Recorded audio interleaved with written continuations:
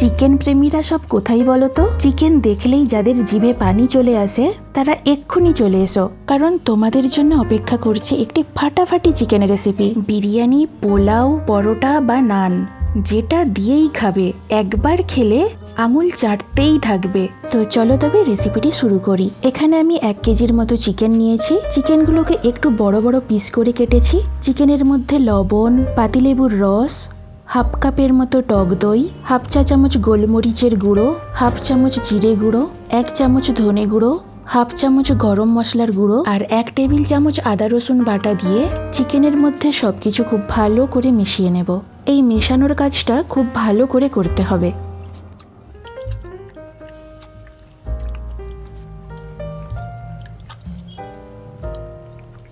তো মশলাটা আমি চিকেনের মধ্যে খুব ভালো করে মিশিয়ে নিয়েছি।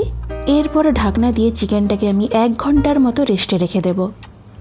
এই ফাঁকে আমি একটা মশলার পেস্ট বানিয়ে নেব। আর এর জন্য একটা প্যানে 1 টেবিল চামচের মতো তেল দিয়ে দিলাম। তেলটা একটু গরম হয়ে গেলে দিয়ে দেব একটা মিডিয়াম সাইজের পেঁয়াজ, 8-9টি রসুনের কোয়া, 4টি আদার স্লাইস, একটা মিডিয়াম সাইজের টমেটো, 1.5 টেবিল চামচের মতো কাজু, হাফ চামচ গোটা জিরে, 7-8টির মতো গোটা এলাচ, একটি জয়িত্রী ফুল, 1 টুকরো দারুচিনি, 7-8টি লবঙ্গ, 14-15টির মতো গোলমরিচ।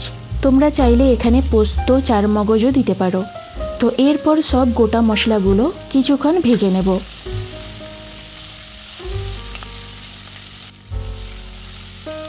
তো এগুলো কিছুক্ষণ ভেজে নেওয়ার পর মোটামুটি হালকা ভাজা হয়ে গেলে এগুলোকে একটা প্লেটে তুলে নিয়ে একটু ঠান্ডা করে নিয়ে মিক্সিতে এটাকে মিহি করে বেটে একটা পেস্ট বানিয়ে নেব।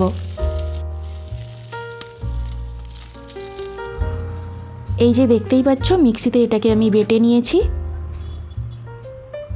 এরপর আরও হাফ কাপের মতো সাদা তেল ওই প্যানে দিয়ে দিলাম।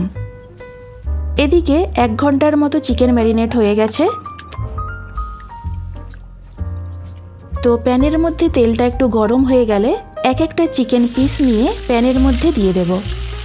আর এই সময় গ্যাসের ফ্লেমটাকে একদম হাই রাখতে হবে, তা না হলে চিকেন থেকে ময়েশ্চার বেরিয়ে আসবে, তাহলে চিকেনটা আর ভাজা হবে না। আমরা চাইছি চিকেনটাকে লালচে করে ভেজে নিতে।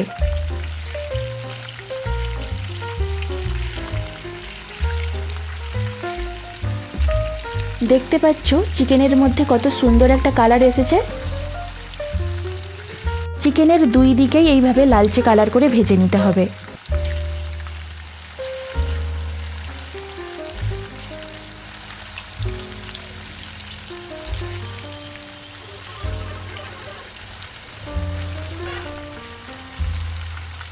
তো যখনই চিকেনের 2 দিকে সুন্দর এরকম একটা লালচে কালার ধরে আসবে, তখন আগে থেকে যে গোটা মশলার পেস্ট আমি বানিয়ে রেখেছিলাম সেটা এবার চিকেনের মধ্যে দিয়ে দেব।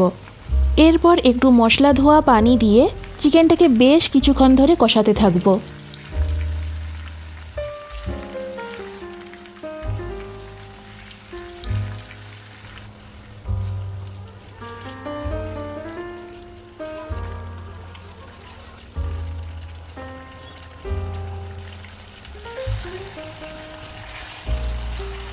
ঢাকনা দিয়ে দিয়ে চিকেনটাকে কষিয়ে নেব। আর এই কষানোর সময় কিন্তু চিকেন থেকে পানি বেরোবে, এই পানিতেই চিকেনটা কষানো হয়ে যাবে। আলাদা করে আর চিকেনের মধ্যে পানি দেওয়া লাগবে না।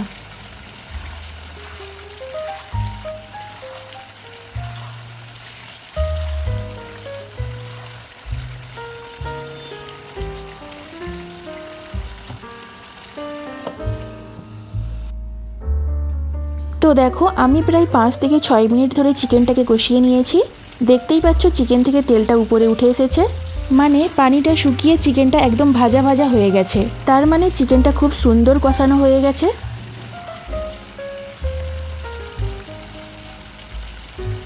তো এরপর এর মধ্যে দিয়ে দেবো 1 কাপের মতো মশলা ধোয়া পানি। নেড়ে চেড়ে সব কিছু খুব ভালো করে মিশিয়ে নিয়ে ঝোলটা ফুটে উঠলে ঢাকনা দিয়ে লো ফ্লেমে এটাকে 10 মিনিটের মতো রান্না করব। তো 10 মিনিট পর ফিরে এলাম। চিকেনটা খুব সুন্দর সেদ্ধ হয়ে গেছে। আমি একটু টেস্ট করে দেখেছিলাম, আমার একটু লবণ কম মনে হচ্ছিল, তাই একটু লবণ দিয়ে দিলাম। এই রেসিপিটি একটু মিষ্টি মিষ্টি ভালো লাগে, তাই একটু চিনি দিয়ে দিলাম। দিয়ে দিলাম হাফ চা চামচের মতো গরম মশলার গুঁড়ো। তো নেড়ে চেড়ে সব কিছু খুব ভালো করে মিশিয়ে নেব।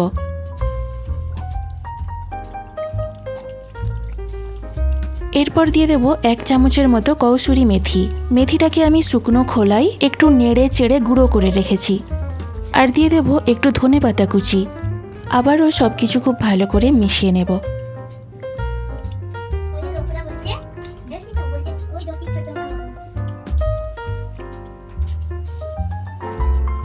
সব শেষে দিয়ে দেবো 1 টেবিল চামচের মতো ফ্রেশ ক্রিম।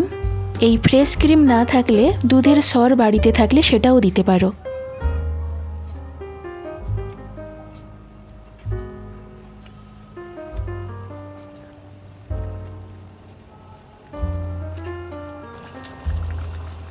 আর দিয়ে দেবো 1 চামচের মতো বাটার। ব্যাস নেড়ে চেড়ে আরও কিছুক্ষণ ফুটিয়ে নিলেই তৈরি হয়ে গেল আমাদের আফগানি চিকেন।